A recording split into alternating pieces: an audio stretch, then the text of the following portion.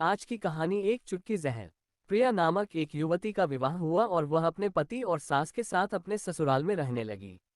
कुछ ही दिनों बाद प्रिया को आभास होने लगा कि उसकी सास के साथ पटरी नहीं बैठ रही है। सास पुराने ख्यालों की थी और बहू नए विचारों वाली। प्रिया और उसकी सास का आए दिन झगड़ा होने लगा।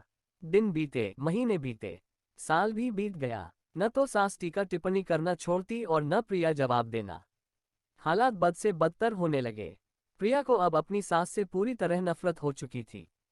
प्रिया के लिए उस समय स्थिति और बुरी हो जाती जब उसे भारतीय परंपराओं के अनुसार दूसरों के सामने अपनी सास को सम्मान देना पड़ता। अब वह किसी भी तरह सास से छुटकारा पाने की सोचने लगी। एक दिन जब प्रिया का अपनी सास से झगड़ा हुआ और पति भी अपनी मां का पक्ष लेने लगा तो वह नाराज होकर मायके चली आई। प्रिया के पिता आयुर्वेद के डॉक्टर थे। उसने रो रो कर अपनी व्यथा पिता को सुनाई और बोली, आप मुझे कोई जहरीली दवा दे दीजिए जो मैं जाकर उस बुढ़िया को पिला दूं, नहीं तो मैं अब ससुराल नहीं जाऊंगी।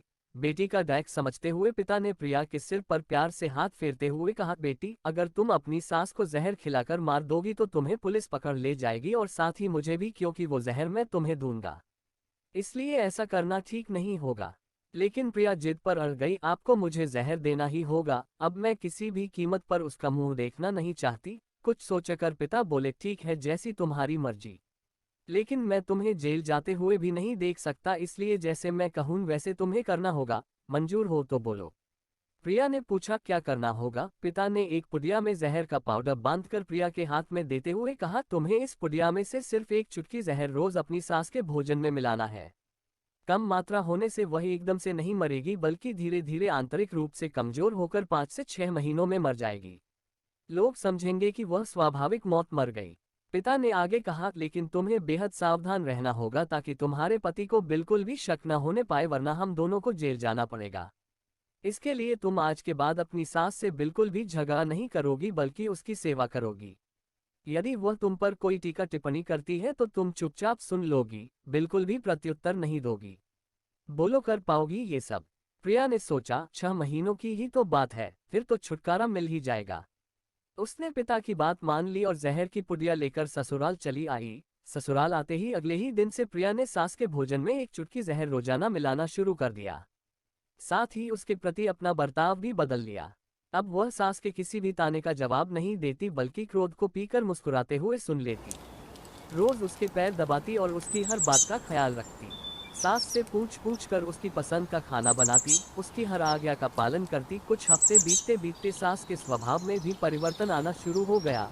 बहू की ओर से अपने तानों का प्रत्युत्तर न पाकर उसके ताने अब कम हो चले थे, बल्कि वह कभी कभी बहू की सेवा के बदले आशीष भी देने लगी थी।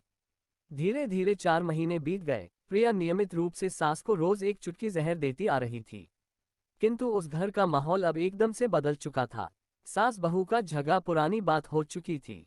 पहले जो सास प्रिया को गालियां देते नहीं थकती थी, अब वही आस पड़ोस वालों के आगे प्रिया की तारीफों के पुल बांधने लगी थी। प्रिया को साथ बिठाकर खाना खिलाती और सोने से पहले भी जब तक प्रिया से चार प्यार भरी बातें न कर ले, उसे नींद नहीं आती थी। 6ठा महीना आते आते प्रिया को लगने लगा कि उसकी सास उसे बिल्कुल अपनी बेटी की तरह मानने लगी है। उसे भी अपनी सास में माँ की छवि नजर आने लगी थी। जब वह सोचती कि उसके दिए जहर से उसकी सास कुछ ही दिनों में मर जाएगी तो वह परेशान हो जाती थी। इसी उहापोह में एक दिन वह अपने पिता के घर दोबारा जा पहुंची और बोली, पिताजी, मुझे उस जहर के असर को खत्म करने की दवा दीजिए, क्योंकि अब मैं अपनी सास को मारना नहीं चाहती। वो बहुत अच्छी हैं और अब मैं उन्हें अपनी माँ की तरह चाहने लगी हूँ। पिता ठठाकर हंस पड़े और बोले, जहर? कैसा जहर? मैंने तो तुम्हें जहर के नाम पर हाजमे का चूर्ण दिया था। हा हा हा। बेटी को सही रास्ता दिखाए, माँ बाप का पूर्ण फर्ज अदा करे। वीडियो अच्छा लगे तो प्लीज लाइक, सब्सक्राइब, शेयर करना मत भूलना।